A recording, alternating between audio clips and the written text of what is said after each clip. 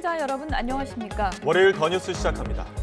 국민의힘 윤석열 대선 후보의 부인 김건희 씨의 사과 발표에 대해서 이재명 민주당 후보가 국민에게 맡기는 것이 도리라고 밝혔습니다. 연말 전국의 각종 악재를 적극 돌파하려는 윤석열 후보는 오늘 대장동을 방문해 특검을 촉구할 것으로 보이고, 민주당 이재명 후보는 이낙연 대표와 국민통합 메시지를 발표하며 지지율 올리기에 총력을 쏟고 있습니다.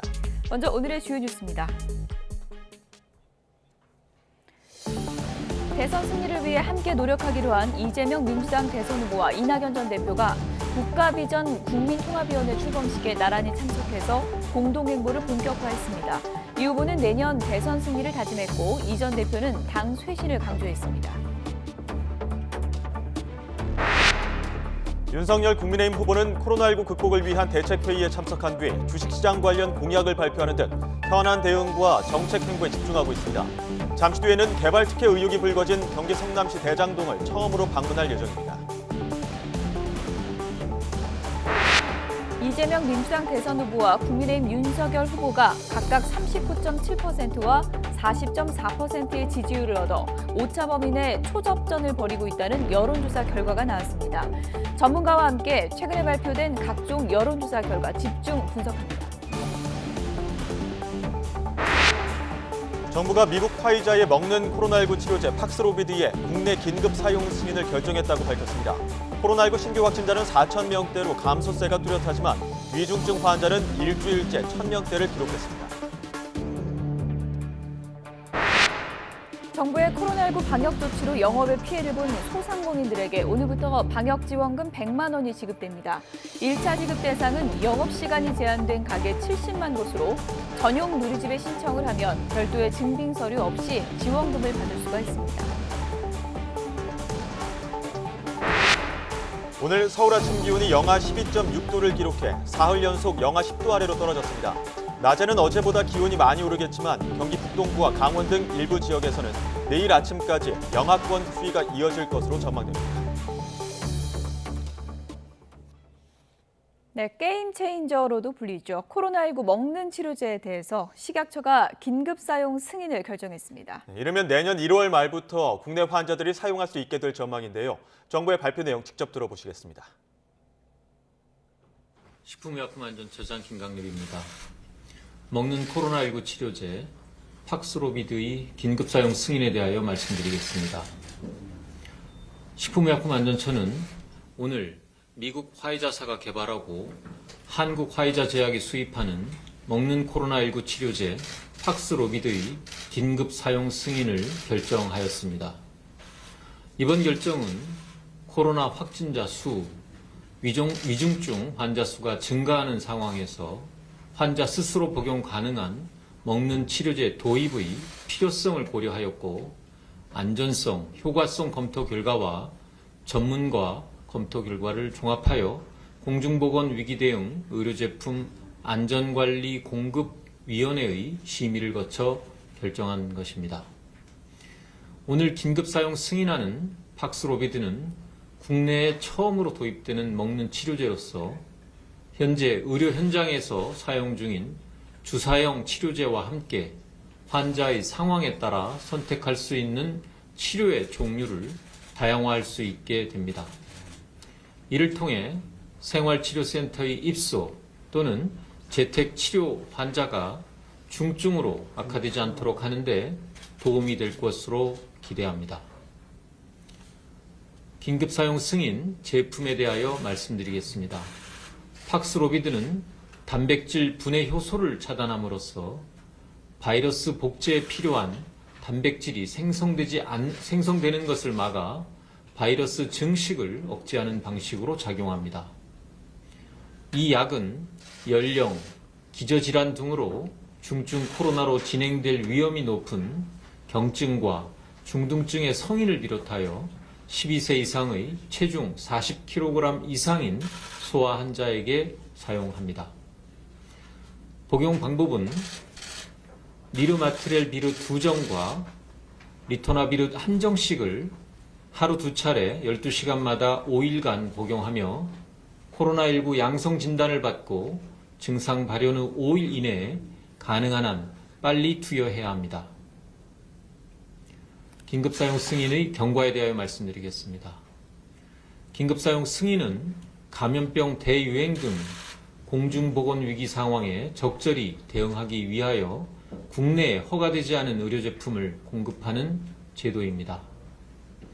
질병관리청은 단계적 일상회복 시행 과정에서 먹는 코로나19 치료제의 필요성이 증가함에 따라 지난 12월 22일 식약처에 팍스로비드의 긴급사용 승인을 요청하였습니다. 식약처는 그보다 앞선 11월 10일부터 국내 수입사인 한국화이자 제약으로부터 비임상시험, 임상시험 결과, 품질 자료 등을 제출받아 사전 검토를 진행해 왔습니다. 식약처는 감염내과, 호흡기내과, 독성학, 바이러스학 등 다양한 분야의 외부 전문가들에게 팍스로비드의 긴급사용 승인 타당성 여부와 적정한 복용 환자군에 대하여 자문을 구했습니다.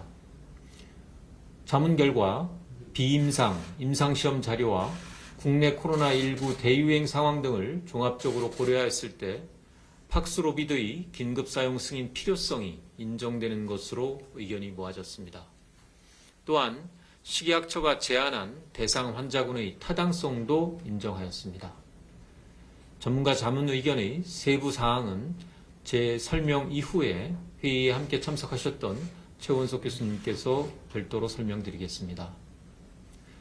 이후 오늘 오전 관계부처 위원과 민간위원으로 구성된 공중보건위기대응 의료제품 안전관리 공급위원회에서도 전문가 자문 결과와 국내 코로나19 대유행 치료제에 대한 환자 접근성과 의료진의 선택권 등을 종합적으로 고려하여 긴급사용 승인의 타당성을 인정하였습니다. 긴급사용 승인 이후 팍스로비드 사용 과정에서의 부작용 정보 수집과 추가적인 안전사용 조치에 대하여 말씀드리겠습니다. 식약처는 국내 수입사에 국내외 안전성 정보를 적극 수집해 보고토록 하고 의학 전문가와 환자분들도 부작용을 신고할 수 있도록 관련 시스템을 정비하였습니다. 국내외 안전성 정보의 분석, 평가를 통해 신속하게 주의사항을 안내하고 필요할 경우 사용 중단, 회수 등 안전 조치를 하겠습니다. 부작용이 발생하는 경우 인과성 평가를 통해 피해를 보상하는 등 환자 안전을 최우선으로 조치할 예정입니다. 아울러 질병관리청과 협력하여 의학 전문가, 환자 보호자에게 안내서를 제공하고 보건복지부, 건강보험심사평가원 등과 함께 의약품 안전사용 서비스를 통하여 팍스로비드와 동시에 사용하면 안 되는 의약품 정보를 제공하는 등 환자의 안전관리에 만전을 기하겠습니다.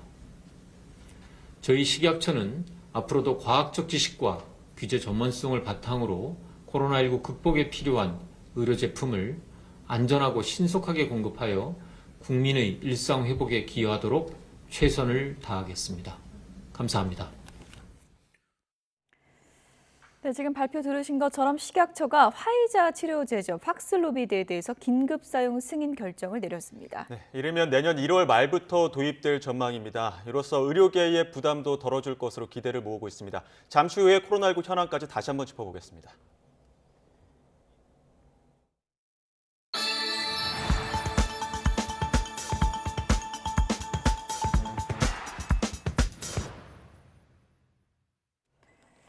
정치권 소식 알아보겠습니다. 국민의힘 윤석열 후보의 부인 김건희 씨가 허위 이력 의혹에 대한 대국민 사과를 한 것을 두고 여야 공방이 계속되고 있습니다.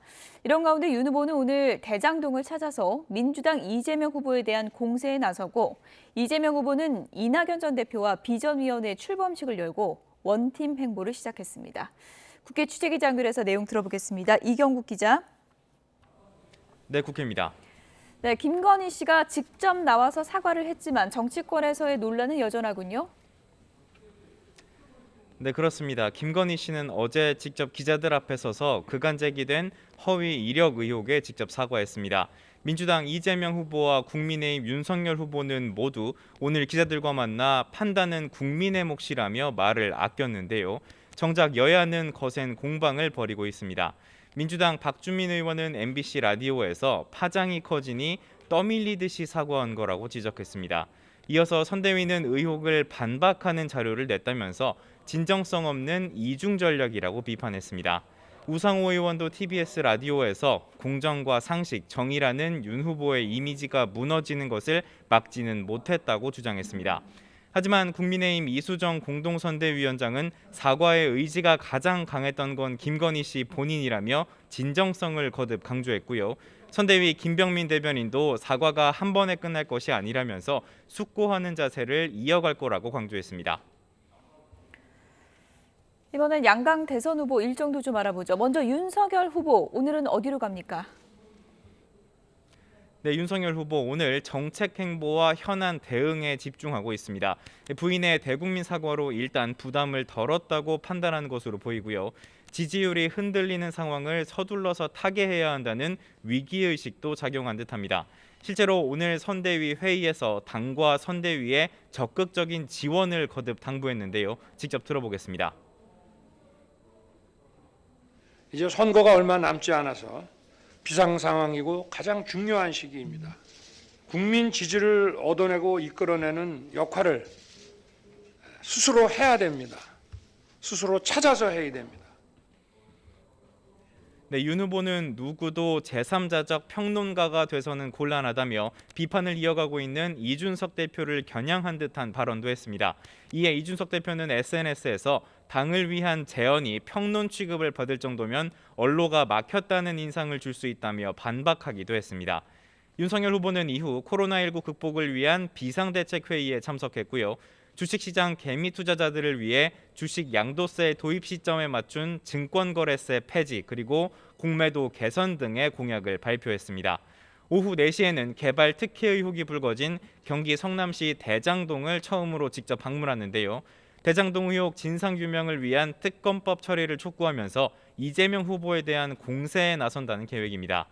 이와 함께 윤석열 후보는 모레부터 1박 2일간 대구 경북 지역을 방문하는 방안을 검토 중입니다. 박근혜 전 대통령 사면이 윤 후보에게 어떤 정치적 파장을 미칠지 관심인 가운데 윤 후보가 박 전 대통령의 정치적 고향을 찾아서 어떤 메시지를 낼지 관심이 집중되고 있습니다. 네, 민주당의 이재명 후보는 이낙연 전 대표와 본격적인 원팀 행보를 시작했죠. 네, 그렇습니다. 이재명 후보 오늘 오전 당사에서 열린 국가비전위원회 출범식에 참석했습니다. 공동위원장을 맡기로 한 이낙연 전 대표도 회의에 참석했는데요. 이재명 후보는 거듭 감사를 표하면서 원팀 정신을 부각했습니다. 들어보겠습니다. 국민 통합을 이뤄낼 중요한 시기라는 생각에서 지금 이렇게 함께해 주시는 이낙연 전 대표님의 결단에 진심으로 감사드립니다. 네, 이재명 후보는 비전위를 통해서 국가 비전과 국민 통합을 주제로 의제들을 추려서 국정 과제로 삼겠다는 계획입니다. 박근혜 전 대통령 사면으로 핵심 지지층의 이탈이 우려되는 상황에서 적극적인 원팀 행보로 지지층 잡기에 나설 거라는 예측이 나옵니다. 또 이재명 후보는 언론 인터뷰에서 문재인 대통령의 청렴성은 인정하지만 공정성에는 국민이 약간의 의문을 가진다고 말하기도 했는데요. 사면을 최종 결정한 문 대통령과 거리를 두려는 거 아니냐는 분석도 있습니다. 출범식 이후에 이재명 후보는 주한 일본 대사와도 만났는데요. 있는 사실들을 인정하고 미래지향적으로 협력해 나가는 것이 바람직할 것이라고 강조했습니다. 한국지방신문협회 초청 기자 간담회에 참석한 이재명 후보는 늦은 밤 방송 프로그램에도 출연할 예정입니다. 지금까지 국회에서 전해드렸습니다. 정의당과 국민의당이 거대 양당 대선 후보들을 둘러싼 의혹들에 대한 쌍특검 도입을 촉구하며 국회 농성에 돌입합니다. 정의당 배진교 원내대표와 국민의당의 원은희 원내대표는 국회 본청에서 대장동 의혹과 고발사주 의혹에 대한 진상규명을 촉구하는 기자회견을 열고 농성을 시작할 예정입니다. 국민의힘의 윤석열 후보와 민주당 이재명 후보가 오차 범위 내 초접전을 벌이고 있다는 여론조사 결과가 나왔습니다. 오마이뉴스가 의뢰해서 리얼미터가 진행한 차기 대선 후보 지지도 조사 결과를 보고 계십니다.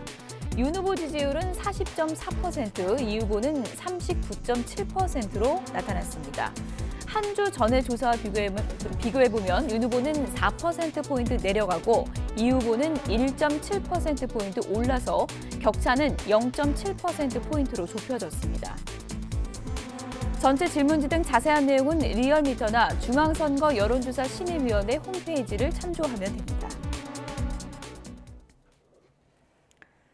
청와대는 이명박 전 대통령 측에서 특별사면 대상에서 제외된 걸 서운해한다면 곧 국민에 대해 서운하다는 뜻 아니겠냐고 밝혔습니다. 박수현 청와대 국민소통수석은 CBS 라디오 김현정의 뉴스쇼와의 인터뷰에서 이번 사면이 이명박 박근혜 갈라치기라는 이 전 대통령 측 주장에 대해서 이같이 말했습니다. 문 대통령이 김경수 전 경남지사를 특별사면하기 위해서 이 전 대통령을 남겨둔 것이라는 야권 분석에는 정치인들이 하는 말에 청와대가 일일이 답변할 겨를이 없다고 선을 그었습니다. 국민의당 안철수 대표는 이석기 전 의원이 계속 정부 전복을 꿈꾸고 북한 체제를 추종한다면 다시 감옥으로 보내고 대신 이명박 전 대통령을 석방해야 한다고 주장했습니다. 안 대표는 SNS에 문재인 대통령은 어떤 근거와 판단으로 이 전 의원을 가석방했는지 밝혀야 한다며 이같이 적었습니다. 또 자신과 함께할 수 있다는 송영길 민주당 대표 발언에 대해서는 문재인 정권을 함께 심판하겠다는 뜻이냐고 비꼬면서 관심 없다고 일축했습니다.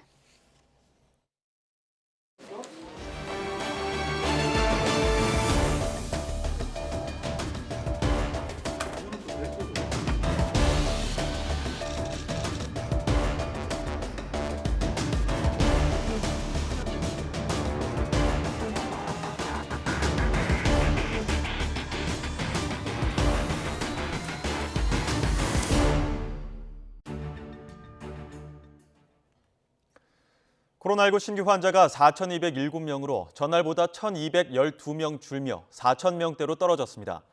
환자 급증세는 다소 완화됐지만 피해는 여전합니다. 위중증 환자는 전날보다 3명 감소한 1,078명으로 일주일 연속 1,000명대를 이어갔습니다. 숨진 환자도 하루 새 55명 추가돼 누적 5,300명에 달합니다. 수도권에서만 신규 환자가 2,853명, 국내 발생의 69.2%를 차지했습니다. 비수도권 비중은 30.8%로 경남, 충남, 대구 등에서 환자가 속출했습니다. 코로나19 변이 바이러스인 오미크론의 국내 감염자가 하루 사이 70명 가까이 늘었습니다. 중앙방역대책본부는 오늘 0시 기준 오미크론 변이 감염자 69명이 추가로 확인돼 모두 445명이 됐다고 밝혔습니다. 신규 확진자 중 49명이 국내 감염인데 오미크론 변이가 국내 유입된 이후 가장 많은 지역 감염자가 나온 겁니다. 신규 감염 확진자 가운데 해외 유입은 20명으로 이 중 15명은 미국발 입국자고 스페인 3명, 캐나다와 탄자니아 입국자가 각각 1명씩입니다. 초등학교를 비롯한 교육시설에서 집단 감염이 이어지고 있습니다. 방역당국은 방학 이후 재확산 우려는 여전하다면서 청소년 백신 접종률을 끌어올리는 데 주력하고 있습니다. 현장에 취재기자 연결합니다. 김철희 기자. 네, 서울 강남구 초등학교에 나와 있습니다. 네, 지금 김 기자 나가 있는 곳도 집단 감염이 발생을 했는데 지금 상황 어떻습니까? 네, 제가 나와 있는 학교는 방학이 시작되면서 지금은 교문이 굳게 닫혀 있습니다. 이곳에서 첫 확진자가 나온 것은 지난 14일인데요. 학생이 처음으로 확진 판정을 받았고 이후 2개 학급에서 20명 정도가 감염됐고 가족들에게까지 바이러스가 퍼졌습니다. 이후 감염이 확인된 학년 학생들은 모두 검사를 받았고요. 확진자가 나온 반 학생들은 지난 24일까지 온라인 수업을 들었습니다. 교육기관에서 집단 감염이 발생한 건 이번이 처음이 아닙니다.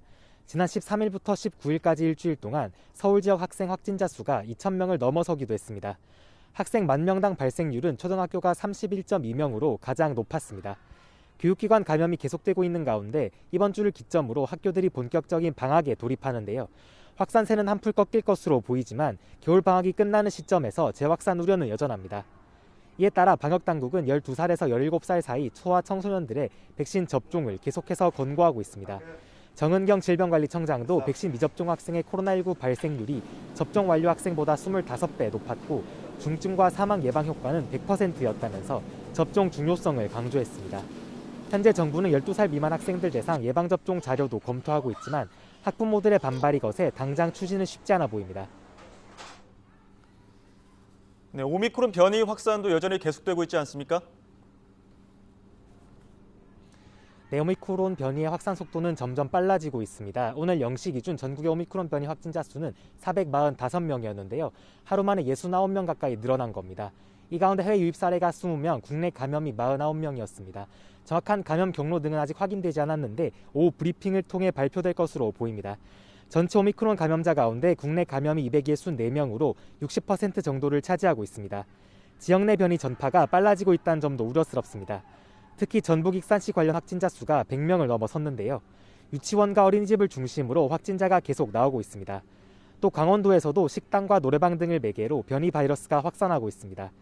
최근 강화된 거리두기 효과가 조금씩 나타나고 있지만 오미크론 변이 확산으로 다시 확진자가 늘어나는 것 아니냐는 우려도 나옵니다.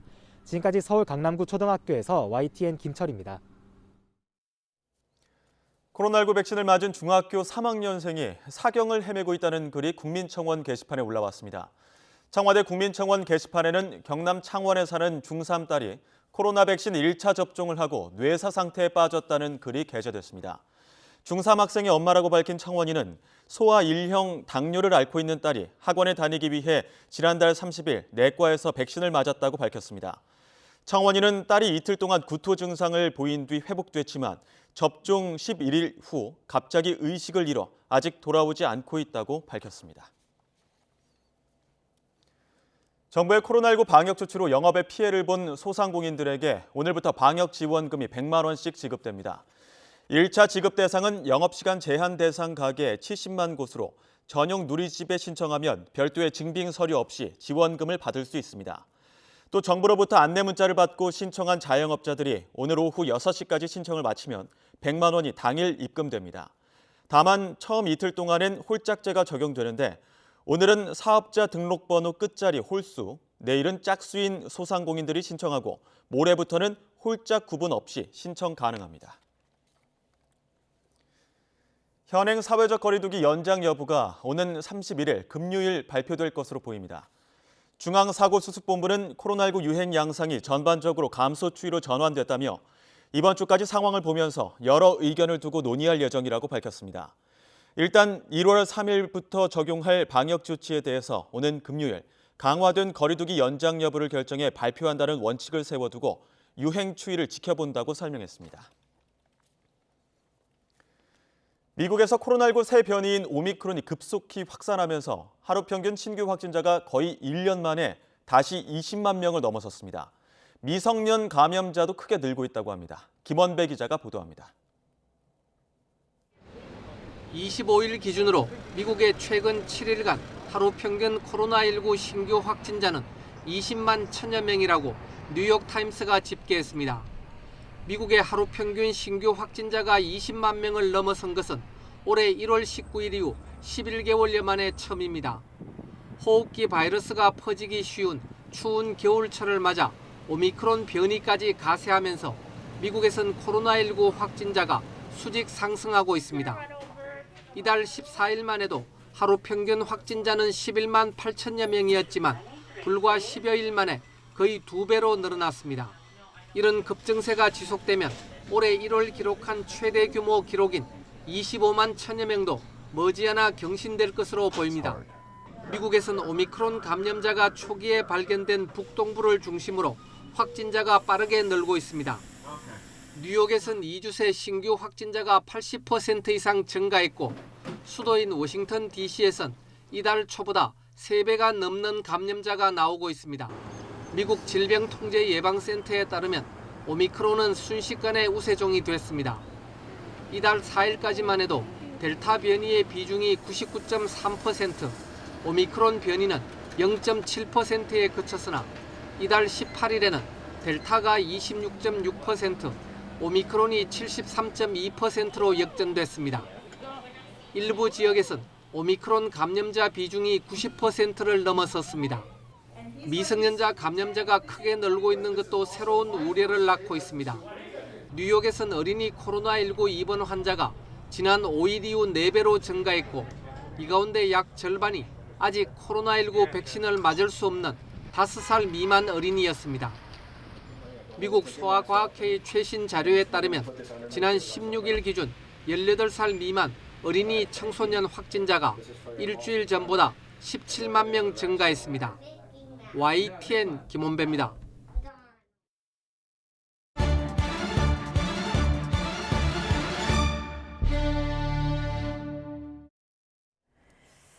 윤석열 국민의힘 대선 후보의 부인 김건희 씨가 본인의 허위 이력 논란에 대해서 직접 사과했습니다. 네, 국민의힘과 더불어민주당은 이번 사과의 파장을 예의주시하고 있습니다. 이종훈 정치평론가와 함께 살펴보겠습니다.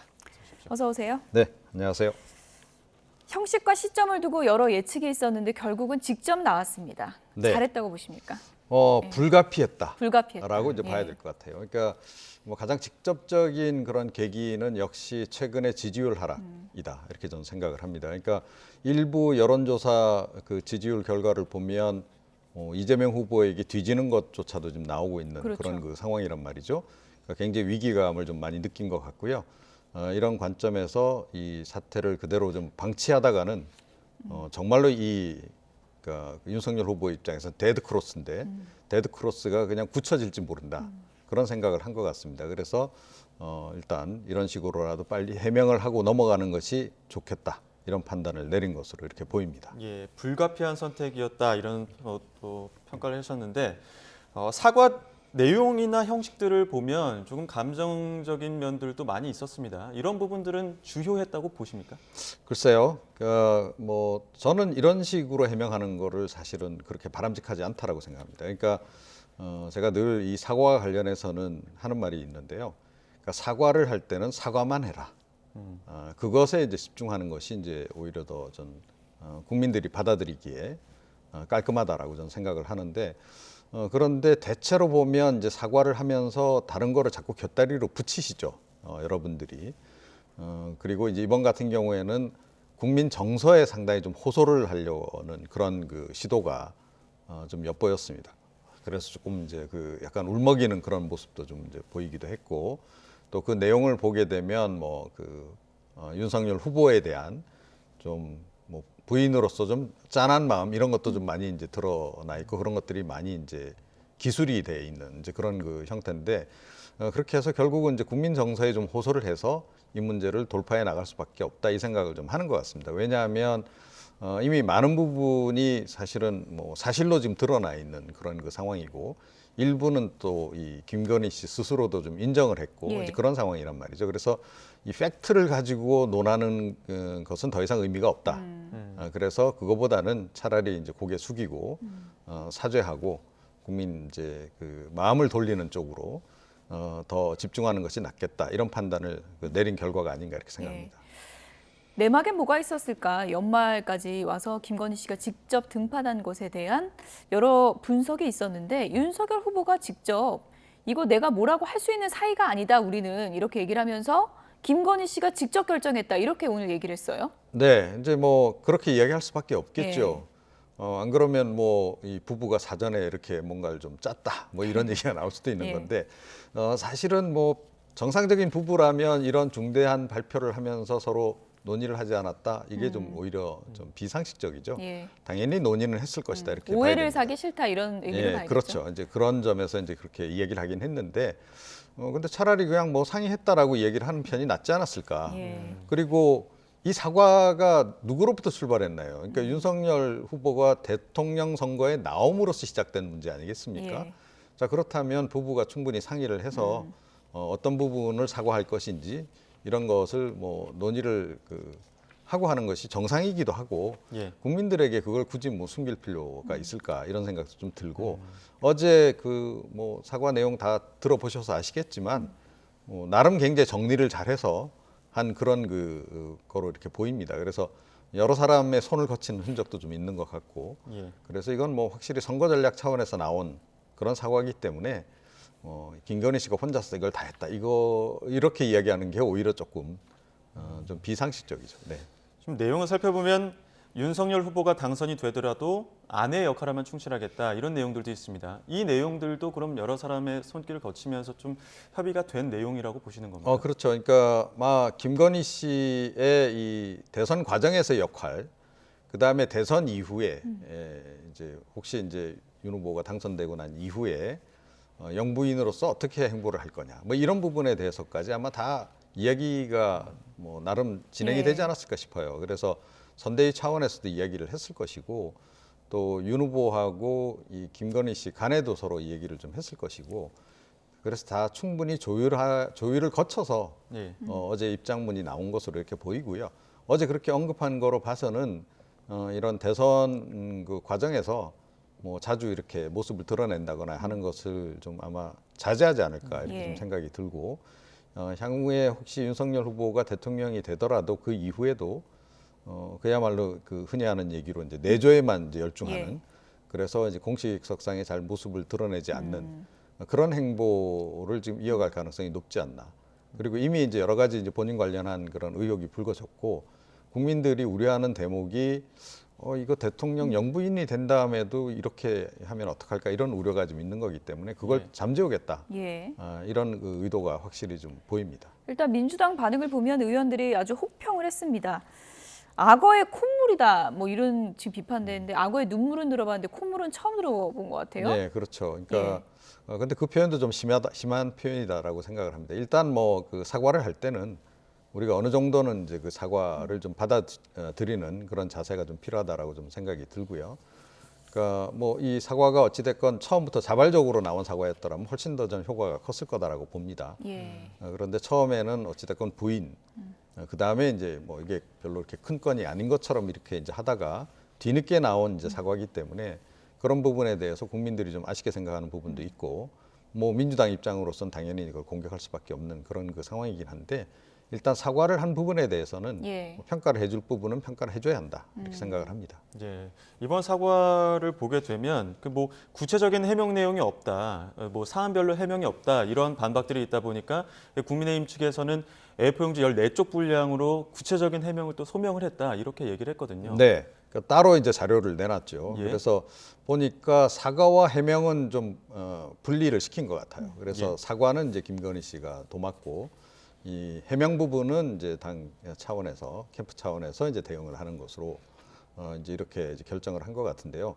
사실은 처음부터 이렇게 했어야 되는 거죠. 그러니까 해명할 것은 해명하고 사과할 것은 사과하고 애초부터 이제 그랬더라면 이렇게까지 이 의혹이 증폭되지는 않았을 거다. 그러니까 이런 사안 관련해서 이번 사안 같은 경우에 특히 국민들이 문제를 삼는 것이 그 사안 자체보다는 그 사안을 대하는 윤석열 후보와 김건희 씨의 태도에 대해서도 불만을 많이 가졌다라고 보거든요. 그런 점에서 이 사과가 조금 더 일찍 나왔더라면 훨씬 더 좋지 않았을까 이렇게 생각합니다. 이재명 후보 말대로 이제 이것은 온전히 국민이 판단할 몫이니까요. 어떤 결과가 나올지는 좀 지켜봐야 될 것 같고요. 김종인 위원장이 장애물 하나 치웠다 그러는데 장애물이 뭐 한두 개는 아닌 것 같습니다. 지금 이준석 대표와의 갈등도 여전한데 오늘 윤석열 후보가 당내 평론가는 곤란하다 그랬더니 이준석 대표가 바로 글을 썼어요. 이게 바로 민주주의다 이렇게 응수를 했더라고요. 뭐 당내에서 여러 가지 다른 의견이 나올 수 있죠. 그리고 이제 뭐 서로 상호간에 이제 비판도 좀 이제 하는 거고 그런 과정에서 이제 건설적으로 방향을 이제 잡아가는 그런 부분이 있는데 그런데 전반적으로 보면 최근에 그 이준석 그 대표의 언행은 좀 과도한 측면이 없잖아 있다. 그러니까 언론에서 표출을 하는 것이니까요. 그렇죠. 그러니까 뭐 그것도 당내에서만 얘기하는 게 아니고 지금 문제가 될 수 있는 부분은 언론에 나가서 뭐 공식적인 자리에서 이제 그런 언급들을 계속 지금 하고 이제 있는 건데요.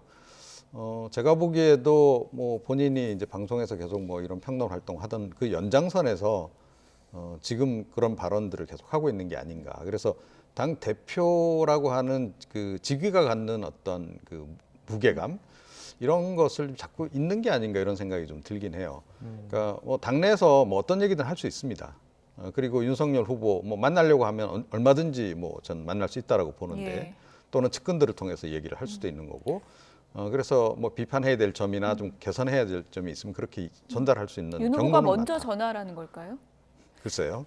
근데 그 경로는 많기 때문에 그런 경로를 충분히 활용하면 되는 거고 그런 건데 그 좀 정리 안 된 얘기조차도 밖에 나와서 그냥 그대로 여과 예. 없이 얘기하는 것은 좀 문제가 있다라고 저는 생각을 합니다. 네. 네. 또 이런 가운데 윤석열 후보 모레부터 대구 경북 지역 방문하는 일정을 검토 중이라고 하는데 박근혜 전 대통령이 사면 이슈가 윤석열 후보에게 어떻게 작용할지 많이 관심을 모으고 있습니다. 근데 또 이 조원진 우리공화당 대표가 박 전 대통령이 침묵하면 제일 고통스러운 건 윤 후보다 이런 발언을 했거든요. 어떻게 해석해 볼 수 있을까요?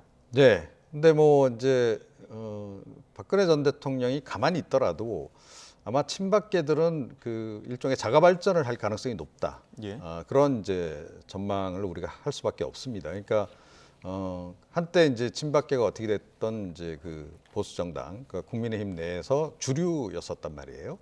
그런데 지금은 이제 많이 이제 밀린 상태죠. 그리고 예. 심지어 지금 윤석열 선대위 내에서조차도 구친이계가 어떻게 보면 다시 주류로 부상을 했고 친박계는 이제 극히 일부만 지금 참여를 하고 있는 이런 상황입니다. 그래서 본인들이 많이 소외되고 있다 이 생각을 좀 하고 있고 언젠가는 우리가 복권하겠다라는 의지도 굉장히 강한 거죠. 그래서 이런 사람들 입장에서는 박근혜 전 대통령 이번 그 사면이 굉장히 좋은 계기가 되는 겁니다. 그래서 이걸 활용해서 본인들의 당내 입지를 강화하는 그런 수단으로 이제 활용할 가능성이 높은 거고 그런 점에서 그 뭐 조원진 그 대선 후보 역시 이제 이 범죄로부터 벗어난다라고 보기는 좀 어려운 거죠. 그래서 상당히 좀 자기 정치적 관점에서 이번 언급을 좀 한 것으로 이렇게 이제 보이긴 해요. 이제 그럼에도 불구하고 당내에서 어찌됐건 그 윤석열 그 후보가 처음 입당할 때부터 이걸 좀 견제 내지는 좀 불편하다는 시선을 좀 내비친 그런 친박계들이 있습니다. 그래서 예. 그들이 좀 이제 뭔가 그 당내에서 좀 활동력을 좀 키울 가능성이 있기 때문에 예. 이거는 단기적으로 윤석열 후보에게 불리하게 작용할 수 있죠. 그러니까 당내 내분이 더 격화되는 요인이 될 수 있는 겁니다. 그래서 아마 그 윤석열 후보로서는 다시 한번 TK 그 민심을 좀 다독일 필요성을 예. 좀 느낀 게 아닌가 이렇게 생각합니다. 박근혜 전 대통령 사면에 따른 민심이 좀 요동칠 수 있다. 이런 것과 더불어서 또 TK를 외관화 좀 들여다보면 최근 여론조사 보면 중도 이탈도 있지만 보수층 자체가 흔들린다. 이런 분석이 있더라고요. 네, 그렇습니다. 그러니까 TK 지역에서 그러니까 이번 그 사면 관련해서도 의외로 긍정적인 여론이 이제 나온다는 거죠. 그런 부분이 있고 예. 그다음에 조금 전에 말씀드렸듯이 TK는 어찌됐건 과거에 그 친박계 그 근거지나 다름이 없는데 예. 그쪽에서는 뭐 전부는 아닙니다. 하지만 일부가 여전히 윤석열 후보에 대해서 맞듣지 않게 생각하는 그런 사람들이 또 있다는 거죠. 이제 그런 부분들이 이제 우려가 되는 지점인 거고 안 그래도 지금 이제 캠프 내에 뭐 이준석 대표 얘기 좀 조금 전에 했습니다만 지금 내분이 발생한 상태인데 그렇죠. 여기에 그 구친이계와 친박계 갈등까지 다시 이렇게 겹쳐진다라고 하면 상황이 상당히 손쓰기 어려운 지경으로까지 갈 수 예. 있는 겁니다. 그래서 이거를 빨리 좀 해결을 해야 되는데 역시 그 출발은 TK 민심을 좀 어찌됐건 관리하는 것 그것부터 시작을 해야 된다 이런 생각을 했을 가능성이 높다 이렇게 생각합니다. 예, 민주당 이야기도 좀 해봐야 될 것 같습니다. 지금 민주당 제외하고 다른 정당들 모두 대장동 이슈를 지금 정조준하기 시작을 했습니다. 지금 이 부분에 대해서 이재명 후보 또 어떻게 또 대책을 세울지 이런 부분들도 어떻게 또 여론에 반영이 될지도 궁금한데요. 그러니까 뭐 일단 외견상으로는 제가 보기에는 지금 정면 돌파 전략을 이제 택한 것 같아요. 그러니까 뭐 여러분 다 아시다시피 최근에 이제 그 핵심 관계자 두 사람이 극단적 선택을 좀 하는 바람에 예. 윗선에 대한 이제 검찰의 추가 수사가 뭐 거의 제가 보기에는 사실상 좀 힘들어진 그런 국면으로 좀 간다라고 좀 보는데요. 예. 뭐 그런 부분도 있고 그리고 이제 다시 또 이번 그 일로 해서 이 이슈가 국민적 관심사로 그 등장하는 것이 이재명 후보 입장에서는 굉장히 거북할 수밖에 없죠. 그래서 예. 빨리 이 부분을 잠재워야 된다. 근데 현재 이거를 잠재울 수 있는 부분은 방법은 한 가지밖에 없는 거죠. 일단 특검. 예. 특검을 어떻게 할 것인가에 대해서 이야기를 할 수밖에 없는데 일단 뭐 특검을 적극 수용하겠다. 이재명 후보는 이제 그렇게 나갈 수밖에 없다. 그래서 뭐 실제로도 좀 그렇게 나가고 있고요. 그런데 당의 입장은 살짝 좀 다른 거죠. 이게 혹시나 이제 대선에 또 악영향을 미칠 수도 있는 거고 하기 때문에 일단 이슈가 좀 이어지는 측면이 있지 않습니까? 특검을 그렇습니다. 받을 그래서 경우. 그거는 뭐 불가피하다라고 이제 보는 거고 그런데 특검 부분을 이제 건너뛰고 이 문제를 또 얘기할 수도 없기 때문에 특검을 하되 지금 윤석열 후보 특검하고 같이 엮어서 지금 하자. 이게 지금 예. 민주당 주장 아니겠습니까? 이제 국민의힘은 이제 그 부분이 이제 불편한 거고 뭐 이렇게 물타기 하느냐 하는 거고. 그래서 결국은 이게 뭐 그 정치적인 공방이 이렇게 오가면서 시간만 끌다가 그냥 넘어갈 가능성이 높다. 그래서 오히려 지금 특검을 적극하겠다라고 제기함으로써 그냥 대장동 의혹을 이제 덮는 방식, 그 방식을 지금 이재명 후보하고 민주당 쪽에 선택하고 있는 그런 그 상황이 아닌가 이렇게 생각합니다. 오늘 윤석열 후보가 또 대장동 간다고 하니까 당분간은 이 논란이 계속될 것 같은데요. 지켜보도록 하겠습니다. 이종훈 정치평론가와 살펴봤습니다. 고맙습니다. 경기도 오산시에서 갓난아기를 아기를 의류수거함에 유기해 숨지게 한 20대 엄마가 구속됐는데요. 이 여성은 1살과 3살인 두 아들도 돌보지 않고 집에 방치했다가 아동학대로 입건된 전력이 있는 것으로 드러났습니다. 취재기자 연결해 자세히 알아보겠습니다. 오선열 기자. 네, 사회 일부입니다. 네, 갓난아기를 유기해 숨지게 한 20대 엄마. 다른 학대 전력으로 수사받은 적도 있다고요? 네, 최근 경기도 오산시 골동의 의류수거함에 갓 낳은 아기를 버려뒀다가 숨지게 한 친모 24살 김모 씨가 어제 구속됐는데요. 경찰 조사 결과 김 씨는 남편 모르게 임신했다가 들킬까 무서워 아기를 유기한 것으로 조사됐습니다. 그런데 YTN 취재 결과 김 씨는 이미 아들이 둘이나 있고 이 아들들도 학대한 혐의로 입건됐던 것으로 파악됐습니다. 각각 3살과 1살짜리 영아입니다. 김 씨는 지난 3월부터 남편과 별거하게 되자 아이들을 자신이 데려왔는데요. 이후 제대로 청소도 하지 않아 쓰레기가 쌓여가는 집에 두 아들을 방치한 거로 알려졌습니다. 결국 지난 6월 김 씨 집에서 계속 아이들 울음소리가 나는 걸 들은 집주인이 김 씨를 경찰에 신고했는데요. 경찰은 김 씨를 아동복지법상 방임 혐의로 입건해 지난 7일 검찰에 송치했습니다. 김 씨의 어린 두 아들은 현재 창원에 있는 보호소에서 지내고 있는 것으로 전해졌습니다. 경찰은 김 씨가 갓난아기를 의류수거함에 버려 숨지게 한 사건도 이번 주 안으로 검찰에 넘기고 숨진 아기의 정확한 사망 시기와 경위는 계속 조사할 방침입니다. 지금까지 사회 일부에서 전해드렸습니다. 접근 금지 명령을 어기고 이혼한 부인을 찾아가서 전 남편이 무차별 폭행한 사건이 있었는데요. 당시에 스마트워치가 이 여성을 살렸습니다. 네, 경찰이 신속히 출동해 더 큰 피해를 막을 수 있었지만 접근 금지 명령을 어겨도 가벼운 처벌에만 그쳐 실질적인 대책이 필요하다는 지적입니다. 황보혜경 기자가 보도합니다. A씨는 지난해 11월 남편과 이혼한 뒤 홀로 아이들을 키워왔습니다. 지난 17일 오후 6시쯤 양육비 문제로 전 남편과 전화통화를 하며 말다툼을 벌이는데 갑자기 회사 사무실 문을 박차고 전 남편이 들이닥쳤습니다. 혼자 있던 A씨는 흉기를 지니고 들어온 전 남편에게 무차별 폭행을 당했고 머리카락이 뜯기고 몸 곳곳에 멍이 드는 피해를 봤습니다. 칼을 가져왔는데 칼이 어디 갔지? 그래서 칼을 찾았고 칼이 없으니까 손으로 이제 폭행이 됐고 경찰 안 왔으면 죽었을 것 같다 생각이 들어요. 전 남편은 A씨가 신고를 못하게 휴대전화까지 부쉈습니다. 이에 A씨는 스마트워치를 눌러 경찰에 신고했고 10분 뒤쯤 경찰이 현장에 도착해 가까스로 위험에서 벗어날 수 있었습니다. 비명소리가 나고 실내에서 폭행 중인 상황이 파악이 됐다는 거죠. 피해자 이제 직장 사무실 내임을 이제 확인하고 현행 범위로 이제 체포한 거라고 합니다. 경찰은 특수 상해 혐의 등으로 전 남편인 40대 남성 정모 씨를 구속했습니다. 전 남편이 기습적으로 찾아와 A씨를 폭행한 건 이번이 처음이 아니었습니다. 지난달 24일 밤에도 전 남편이 A씨를 흉기와 염산으로 위협한 뒤 차에 태워 강원도로 납치하며 폭행한 겁니다. 경찰 공조 요청을 받고 출동한 순찰대가 고속도로에서 A씨를 찾아냈지만 당시 A씨는 보복의 두려움과 다른 가족까지 위험할 수 있다는 생각에 신고를 무마했습니다. 머리를 이렇게 잡고 끌고 그 경찰이 저한테 붙는 신임을 계속 했거든요. 정말 너무 공포스러웠고 그때 제가 거의 정신이 나갔어요. 네가 만약 신고를 해서 내 신변에 이상이 생기면 너희 엄마, 너희 동생네 가족 다 죽이겠다 내가. 2일 직후 전 남편에 대한 접근 금지 신청을 했는데 전 남편이 이를 어기고 찾아오면서 불과 보름 만에 또 사건이 터진 겁니다.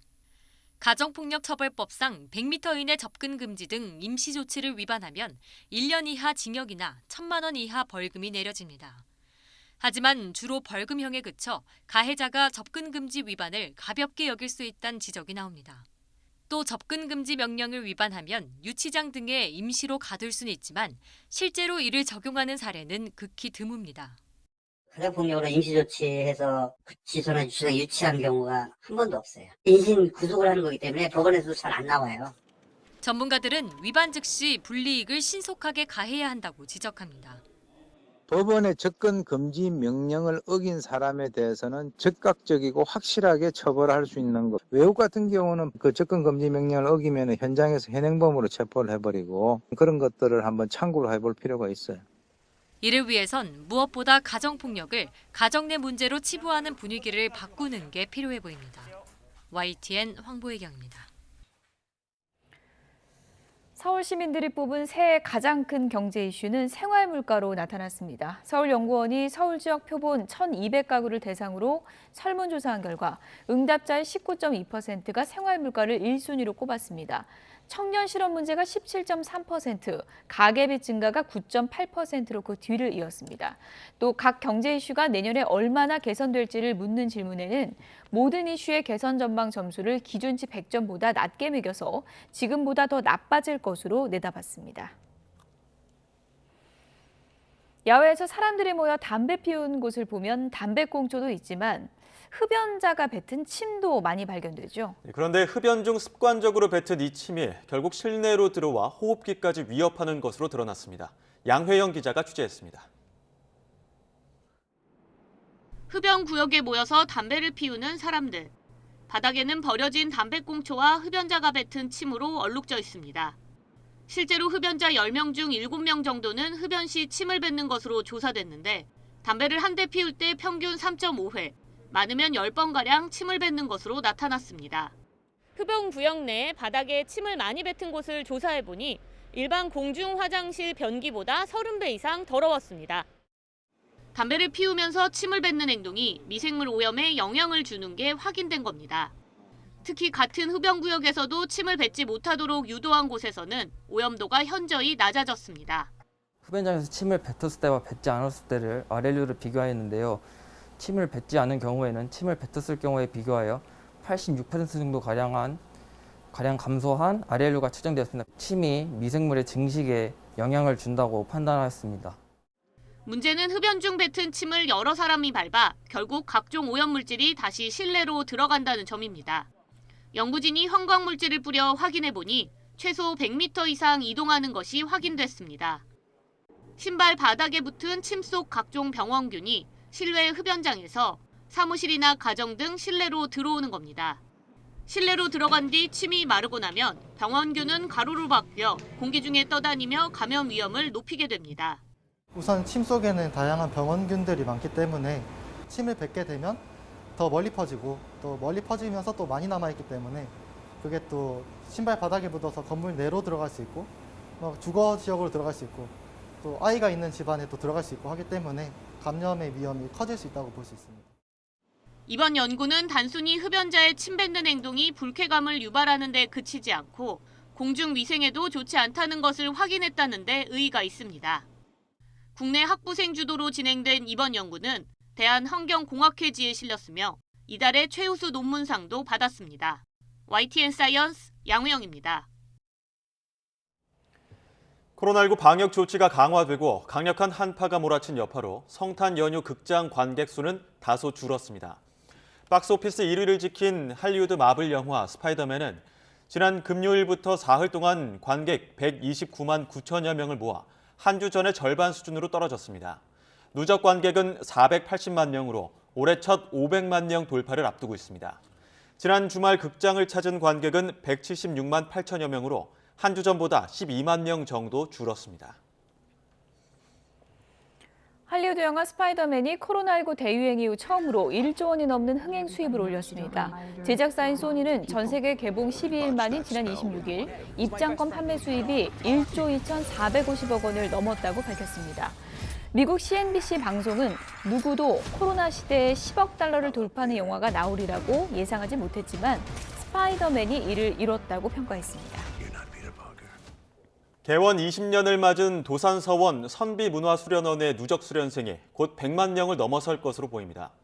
경북 안동시 도산면에 있는 이 수련원은 2001년 퇴계 이황 선생 16대 이근필 종손의 제안으로 설립돼 이듬해부터 수련을 시작했습니다. 선비문화수련원 측은 코로나로 위축됐던 수련 인원이 올해 하반기부터 다시 늘어남에 따라 다음 달 초순 누적 수련생이 100만 명을 넘을 것이라고 밝혔습니다. 브라질의 북동부에서 평년 강수량의 6배에 이르는 폭우가 쏟아져 댐 2곳이 일부 무너지고 18명이 숨졌습니다. 브라질 바이아주의 이구아 댐과 주시아피 댐이 폭우로 높아진 수위를 이기지 못하고 윗부분이 무너졌고 인구 20만 명인 이타부나가 물에 잠겼습니다. 미국과 갈등을 겪고 있는 중국이 식량의 자급자족과 안보를 강조하고 있습니다. 시진핑 국가주석은 최근 중앙정치국 상무위원회 회의에서 식량 안보를 지키는 것은 모두의 책임이며 당 정이 힘을 합쳐 효과적으로 추진해야 한다고 말했습니다. 시 주석은 아울러 중국인의 밥그릇은 중국인의 손에 확실히 들려 있어야 하고 주로 중국의 곡물로 채워야 한다면서 이것은 전략적인 문제라고 지적했습니다. 오늘 아침에도 영하 10도를 밑도는 한파가 이어졌죠. 낮부터는 추위가 점차 풀리겠고 내일은 기온이 제자리를 되찾겠는데요. 기상캐스터 연결해 자세한 날씨 알아보겠습니다. 신미림 캐스터. 네, 상암동 야외 스튜디오에 나와 있습니다. 네, 지금은 날이 좀 풀렸습니까? 네, 오늘 아침까지만 해도 영하 10도를 밑도는 한파가 기승을 부렸는데요. 다행히 오늘 낮부터는 따뜻한 서풍이 유입되면서 추위가 서서히 풀리고 있습니다. 내일은 오늘보다도 기온이 더 올라서 예년 이맘때 겨울 날씨를 되찾겠는데요. 하지만 당분간은 이렇게 기온 변화가 심한 만큼 건강 관리에는 신경 써주셔야겠습니다. 오늘 오후부터는 서울이 하늘이 점차 흐려지고 있습니다. 현재 서해상에서 눈구름이 유입되면서 수도권과 강원, 영서, 충청 곳곳으로 약하게 눈이 내리고 있는데요. 오늘 저녁까지 이 지역에는 1cm 안팎의 눈이 내려 쌓이겠고요. 전북 등 일부 남부지방으로도 약하게 눈발이 날리는 곳이 있겠습니다. 교통안전에 각별히 유의하셔야겠습니다. 한파주의보가 내려진 경기 북동부와 강원, 충북 북부 지역은 내일 아침 기온도 영하 10도 안팎에 머물며 춥겠고요. 그 밖의 지역은 서울이 영하 6도, 대구가 영하 3도 등으로 예년 기온을 회복하겠습니다. 내일 낮 기온은 서울이 4도, 광주가 8도, 부산은 9도 등으로 추위 걱정 없겠습니다. 남은 한 주간은 곳곳에 눈 소식이 잦겠고요. 새해로 넘어가는 금요일과 토요일 사이에는 다시 영하 10도를 밑도는 세미탄파가 찾아올 전망입니다. 현재 부산과 울산 등 영남 지방을 중심으로는 건조특보가 내려진 가운데 대기가 무척이나 메말라 있습니다. 작은 불씨가 큰 불로 번지기 쉬운 만큼 불씨 관리도 철저히 해주셔야겠습니다. 지금까지 서울 상암동에서 YTN 신미림입니다. 이번 대선은 역대급 비호감 대선이라고도 불리는데요. 이재명, 윤석열, 양강 후보 지지도가 초접전 양상을 보이고 있습니다. 반사 효과일까요? 지난 한 주 동안 안철수 국민의당 대선 후보를 향한 지지율 변화도 눈에 띄는데요. 잠시 뒤 여론조사 전문가 두 분과 분석해 보겠습니다. 잠시 후 2부로 돌아오겠습니다.